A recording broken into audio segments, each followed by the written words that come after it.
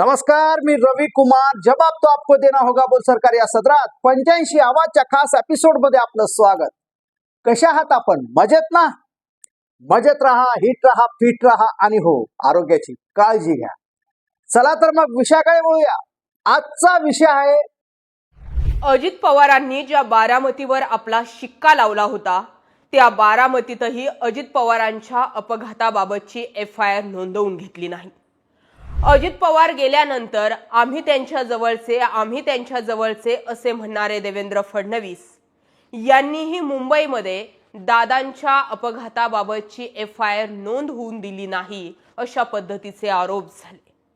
शेवटी दादांच्या अपघाताची FIR थेट महाराष्ट्र सोडून दुसऱ्या राज्यात म्हणजे कर्नाटकामध्ये घेतली गेली आणि आता तीच FIR महाराष्ट्रातील पोलिसांकडे वर्ग करण्यात येणार आहे. जर कर्नाटकामध्ये FIR घेतली जाऊ शकत होती तर तीच FIR महाराष्ट्रातही घेतली जाऊ शकत होती आणि यासाठीची ताकद सुनेत्रा पवारांनी लावणं गरजेचं होतं. त्यामुळे आता ठिकठिकाणी असा मेसेज पोहोचतोय की अजित पवार गेल्याचं किंवा त्यांचा घात झालाय किंवा अपघात झालाय हे जाणून घेण्यामध्ये आता अजित पवारांचं कुटुंब सुद्धा इंटरेस्टेड नाहीये.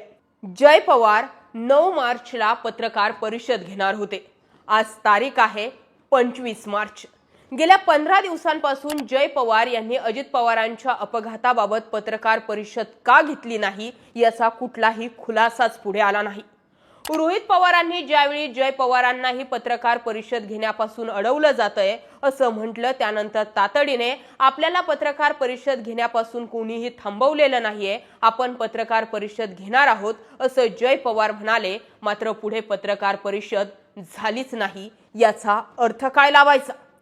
सुनेत्रा पवारांनी जितक्या तडकाफडकी अजित पवारांचा कारभार सांभाळण्यासाठी अजित पवार गेल्यानंतर तिसऱ्याच दिवशी उपमुख्यमंत्री म्हणून शपथ घेतली, त्यानंतर तितक्याच तडकाफडकीने सुनेत्रा पवारांनी काम करणंही गरजेचं होतं. कारण दुखवटा बाजूला ठेवून आपण सक्रिय राजकारणात ऍक्टिव्ह झालोय असा मेसेज तुम्हीच जनतेपर्यंत पोहोचवला. ज्यावेळी कॅप्टन अशोक खरात प्रकरणी अनेक वेगवेगळे खुलासे होत होते त्यावेळी सगळ्यात पहिलं नाव रुपाली चाकणकरांचं समोर आलं. त्या महिला आयोगाच्या अध्यक्ष पदावर होत्या आणि जिथे महिलांवरच अन्याय होतोय आणि महिलांवरती अन्याय होण्याचं जे केंद्र आहे त्या केंद्राशी संलग्न जे आहेत त्या रुपाली चाकणकर आहेत. याचाच अर्थ रुपाली चाकणकरांवरती सर्वात अगोदर ऍक्शन सुनेत्रा पवारांनी पहिल्या महिला उपमुख्यमंत्री म्हणून घ्यायला हवं होतं. मात्र सुनेत्रा पवारांनी त्या गोष्टीकडे जाणून बुजून किंवा डोक्यानं तो विषय बाजूला केला. शेवटी रुपाली चाकणकर देवेंद्र फडणवीसांकडे गेल्या आणि त्या भया त्यानंतर सुनेत्रा पवारांकडे आल्या. याचा अर्थ रुपाली चाकणकरांनी सुनेत्रा पवारांची व्हॅल्यू शून्य केली होती. फक्त एवढा एकच मुद्दा मुळात आता समोर नाहीच. आज याच राष्ट्रवादी अजित पवार गटाचे प्रदेश अध्यक्ष असणारे सुनील तटकरे यांच्यावरती अनेक प्रश्न आहेत. मात्र त्या प्रश्नांची उत्तरं देण्यासाठी कोणीही पुढे येत नाहीये. अजूनही अजित पवारांचा ज्या विमान अपघातामध्ये मृत्यू झालेला आहे त्या विमानाचा मालक VK सिंग आणि प्रफुल्ल पटेल यांच्या संबंधांवरती रोहित पवारांनी बोट ठेवूनही सुनेत्रा पवारांची त्यावर चुप्पी राहील. सुनील तटकरे आणि प्रफुल्ल पटेल यांची शेवटची टाइमलाईन ही अजित पवारांच्या अपघाताच्या आधी जुळते, त्यावरही सुनेत्रा पवारांनी अवाक एक शब्दही काढला नाही. एकीकडे म्हटलं जातंय ब्लॅक बॉक्स जळाला, दुसरीकडे म्हटलं जातंय ब्लॅक बॉक्स सुरक्षित आहे. अर्थ असा आहे की ब्लॅक बॉक्स बाबत काय घडलं? छगन भुजबळ म्हणतात मी स्वतः घटनास्थळी गेले होतो, तिथे कुठेही विमान हे कुठल्याही झाडाला लागलेलं नव्हतं. मात्र AIBचा अहवाल सांगतोय की विमान झाडाला आदळलं होतं. या सगळ्या गोष्टींचे डॉट एवढ्या साऱ्या संशयाच्या भोवऱ्यात असताना सुद्धा सुनेत्रा पवार या अजित पवारांच्या पत्नी म्हणून आणि पक्षाच्या आता सर्वेसर्वा म्हणून चुप्पी त्यांची का आहे या प्रश्नाचं उत्तर अजूनही अनुत्तरित राहतं. आणि म्हणून या सगळ्या गोष्टींचे जर डॉट जोडायचे जर ठरले तर राजकारणापुढे अजित पवारांचा मृत्यू याची किंमत शून्य झाली.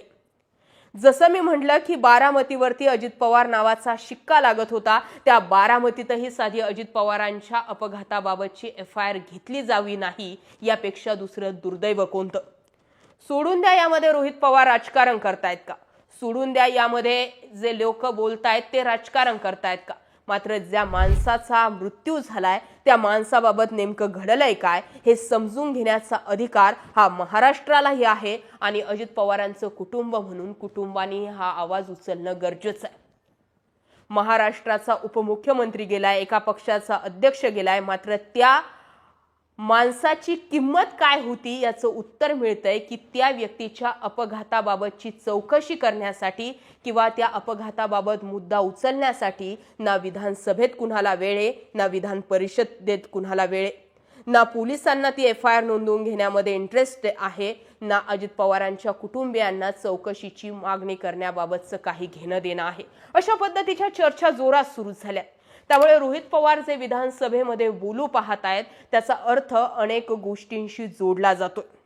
आता कर्नाटकामध्ये FIR गेल्यामुळे महाराष्ट्रात लॉंग टर्म पर्यंत हा मेसेज दिला जाईल की ज्यावेळी महाराष्ट्राचा उपमुख्यमंत्री अपघातामध्ये गेला होता त्याबाबतची चौकशी करण्यासाठी सत्ताधारी असून सुद्धा लोकांना, त्यांच्या कुटुंबाला आणि जे काही राजकीय ज्यांच्याशी संबंध आहे त्यांना इंटरेस्ट नव्हता. अशा पद्धतीचा मेसेज पोहोचवला जाऊ शकतो आणि त्यामुळे आता तरी सुनेत्रा पवारांनी या मुद्द्यावर बोलणं गरजेचं आहे. हिरामन खोसकरांसारखे जे आमदार सांगू पाहत आहेत की 70% आमदार जे आहेत ते प्रफुल्ल पटेल आणि सुनील तटकरे यांच्या मताशी सहमत नाहीये. अर्थ असा आहे की विलिनीकरणाच्या बाजूने आहे. त्या विलिनीकरणाच्या मुद्द्याव्यतिरिक्त सुद्धा अजित पवारांच्या जवळचे जे आमदार आहेत त्यांना नेमकं काय वाटतंय, या प्रकरणाबाबत त्यांचा विचार काय आहे. जे साताऱ्यामध्ये 1-2 नव्हे तर 5 सदस्य जे होते ते राष्ट्रवादीचे फुटले, ते का फुटले, या सगळ्या गोष्टींबाबत विचार करणं गरजेचं आहे. फक्त एकट्या पटेल आणि तटकरेंना धरून बसताल तर पुढच्या निवडणुकीमध्ये अजित पवारांचा पक्ष नावालाही उरणार नाही, कारण तशी आत्तापासूनच फिल्डिंग लागली गेली. या सगळ्या घडामोडींकडे कसं पाहता? अजित पवारांच्या अपघाताबाबतची एकही FIR महाराष्ट्रामध्ये घेतली जाऊ नये हे अजित पवारांचं दुर्दैव आहे की त्यांच्या मागच्या सिस्टीमचं? त्यांनी ज्यांना कुणाला आपल्या जवळचं समजलं ते लोकही आज त्यांच्या अपघाताबाबत बोलत नाही. जय पवार अधूनमधून एखादा मेसेज करतात, स्टेटस ठेवतात किंवा एखादा ट्विट करतात, त्या जय पवारांनाही दाबलं जातंय का? नाही तर मग ती जय पवारांची पत्रकार परिषद होणार होती ती का झाली नाही? मुद्द्यांवर व्यक्त व्हा. अशोक खरात प्रकरण एकीकडे आहेच. या खरात प्रकरणामध्ये सुद्धा तेच फोटो, तेच व्हिडिओज बाहेर काढले जात आहेत जे विरोधकांना कोंडीत पकडणारे, मग ते शिंदेचे असो, अजित पवारांचे असो किंवा मग शरद पवारांच्या पक्षाचे असो. भाजपचे खूप सारे चेहरे या खरात बाबासोबतचे अजून समोर आले नाहीये. व्हिडिओ 100-150 आहेत. फुटतात क्षुल्लक. मुद्दा विषय डायव्हर्ट करण्याचा आहे.